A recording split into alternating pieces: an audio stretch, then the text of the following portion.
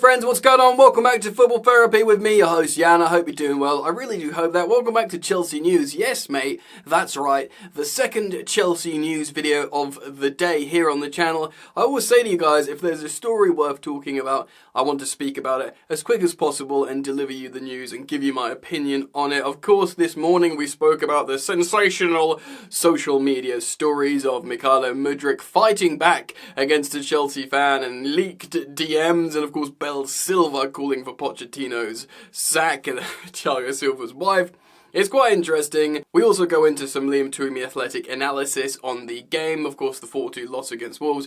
I'd urge you guys to go check out that previous upload from this morning because it's certainly an interesting video. But in today, or should I say this afternoon's video, we're going to talk about Nizar Kinsella's article of Pochettino changing formation. Huge talking point, by the way. And something many of you guys have said to me before on Instagram when I do my live streams. So, Jan, what do you think about a back three formation? We talk about this all the time. Actually, it's probably a good opportunity to say, give us a follow on Instagram, @FootballYannick. Come join in on the conversation, and I thank you to all of you guys who like the videos that I do and drop a subscription. Why not subscribe if you like the content? Hit the bell if you do as well. Also in this video, we're going to talk about Chelsea taking one of the big boys from London rivals Tottenham, who recently were acknowledged as the richest club in London in terms of revenue, so that could be good for Chelsea. Lots to look forward to in this video then, friends. So thanks for joining me. Let's get into it, and let's start by reading Nizar Kinsella's article on a possible formation change for Chelsea. Mauricio Pochettino is considering a switch to a three-man defence in Chelsea's desperate bid to salvage their season. Pochettino is under increased pressure after, of course, the 4-2 home defeat to Wolves this weekend. Chelsea were booed off and Pochettino admitted nobody is safe at Stamford Bridge. With Chelsea languishing down in 11th place and another season in danger of petering out, Pochettino is weighing up moving away from his favoured 4-2-3-1 formation. It is felt the three-man defence could provide greater defensive solidity to a team that has conceded 4 goals in successive Premier League defeats by Liverpool and Wolves. The system change would also offer more protection to veteran defender Thiago Silva, who was left badly exposed as Wolves ran riot at Stamford Bridge. Struggling midfield duo Enzo Fernandez and Moises Caicedo, both under 6 feet tall, are being dominated physically and would also get more cover with an extra defender behind them. Silva, Levi Colwill, Benoit Badiashile, Axel Disasi and Trevoh Chalobah all have experience in playing in a three-man defence, and Pochettino has experience in playing a 3-4-3 at Tottenham. He also used a 3-5-2, and either system would give Ben Chilwell and Malo Gusto more licence to go forward as wingbacks rather than fullbacks. Chelsea have of course excelled with a three-man defence in the past. We won the Premier League title with Antonio Conte in 2017,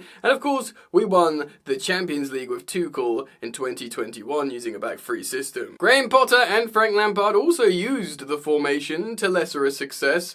Pochettino hinted that changes were needed after Chelsea were blown away by Wolves. Pochettino said this: "We can't give up and we are trying to work hard and trying to change, maybe taking some decisions to find a different way. If it is not working this way, we need to improve and try and find a different type of solution." If Pochettino does make a change, it would be a departure from his favoured four-man defence, which he has used for most of his managerial career at Espanyol, Southampton, Tottenham and of course Paris Saint-Germain. But a drastic change is needed ahead of a difficult run of matches. Chelsea next faced Villa in the FA Cup midweek, of course, and then we've got to go to Crystal Palace, who's struggling, who will see us as an opportunity to win. The Blues then face Man City at the Etihad before the Carabao Cup final against Liverpool at Wembley at the end of the month. They also face a tricky March when they play Brentford, Newcastle and Arsenal.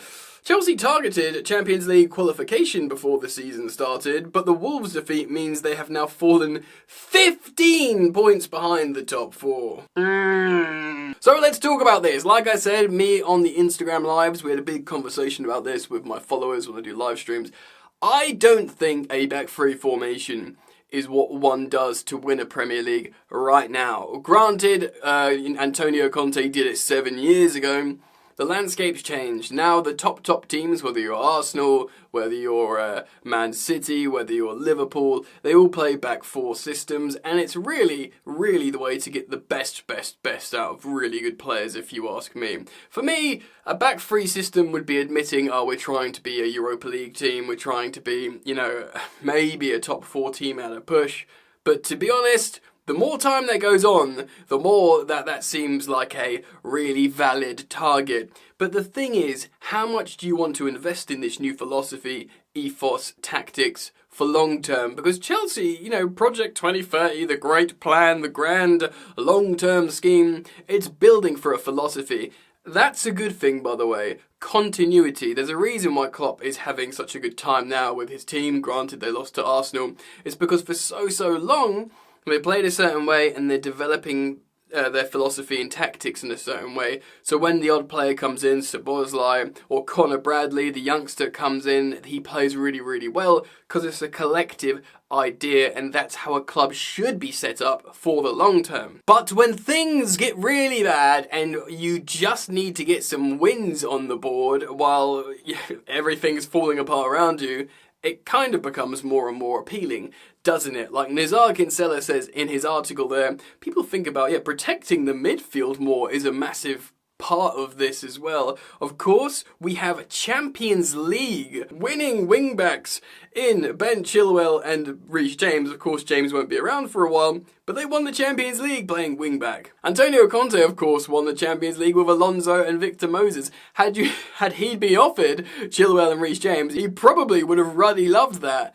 And yeah, if we play a 3-4-3, offers maybe, you know, the wide players like Cole Palmer, he's a hybrid to a right winger and a number 10. Anyway, when you play a 3-4-3, the wing backs offer the width like wingers, so a Cole Palmer will probably be playing in his preferred natural optimum space in the half space between the number 10 and the right wing, so as a right-sided number 10, and you could make a very strong case that Christopher Nkunku would be playing in his maybe favoured sort of left-hand half space, and then you play Nico Jackson up front. I mean, for the moment it sounds pretty good, and poor Georgi Petrovic in goal, who's played pretty well recently, but has shipped 8 goals in a matter of like 4 or 5 days.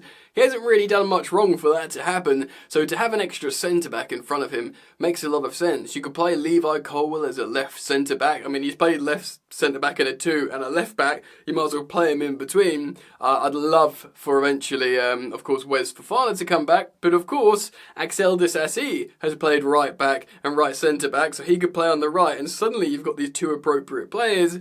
Thiago Silva won the Champions League playing in the middle of a back three as a sort of quarterback, semi-regista, kind of the David Luiz role when we won the league, of course. So it is an interesting thing to talk about, and maybe it's the perfect thing to do. Again, long-term, for me, it isn't an ambition for Chelsea. I feel like the long-term project should be bringing in players with the vision of playing a 4-3-3 or a 4-2-3-1, but probably a 4-3-3, because the total football, the hard-working total football is 2024.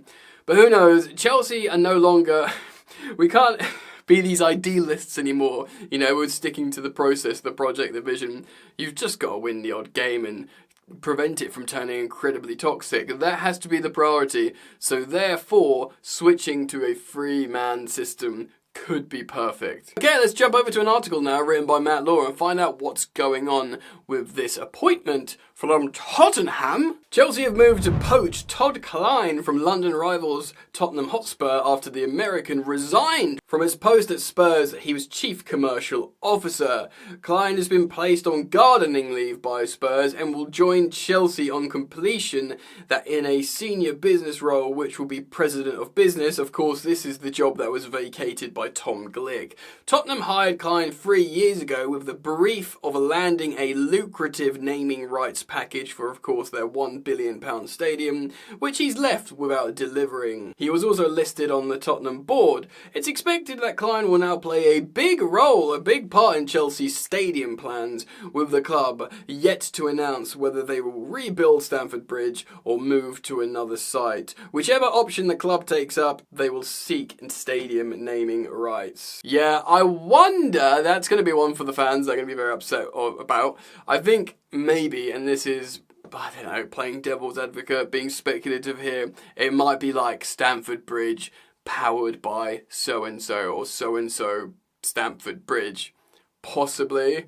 I wonder if they'll completely rename it away from Stamford Bridge, which the Chelsea pitch owners and all this kind of stuff. There'll be a lot of problems with that. In 2016, Klein, who subsequently carried out the same role at the Washington football team, spearheaded an 18-year naming rights deal for the Dolphin Stadium with entertainment venue Hard Rock, worth a reported £180 million. Matt Law goes on to explain the work that Klein has done in generating revenue, and goes on to say the arrival of Klein following his gardening leave will follow Chelsea's appointment of Casper Stilsvig as Chief Revenue Officer. Well, this is probably largely, and I don't know if entirely, about rebuilding Stamford Bridge and getting the most amount of money and revenue out of that. I'll be interested to follow, but one thing's for sure, I spoke about this on my second channel, Football Yannick, lately, about how Tottenham are now the richest club in London in terms of generating revenue. That's right,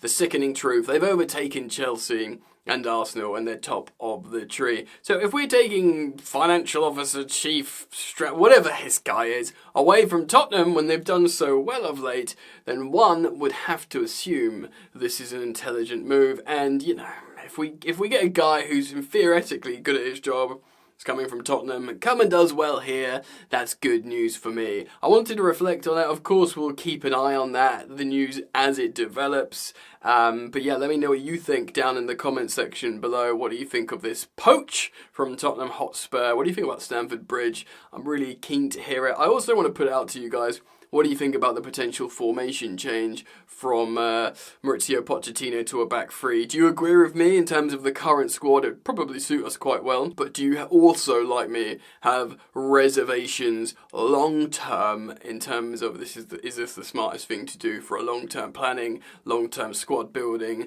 And can it still perform at the top echelons of English football and Champions League football? They're my concerns. We're far away from that, granted, at the moment, but let me know what you think. So comment down below. Thank you for liking and subscribing. Multiple videos here all the time, so keep it locked, friends, and I look forward to seeing you back here very soon. Peace.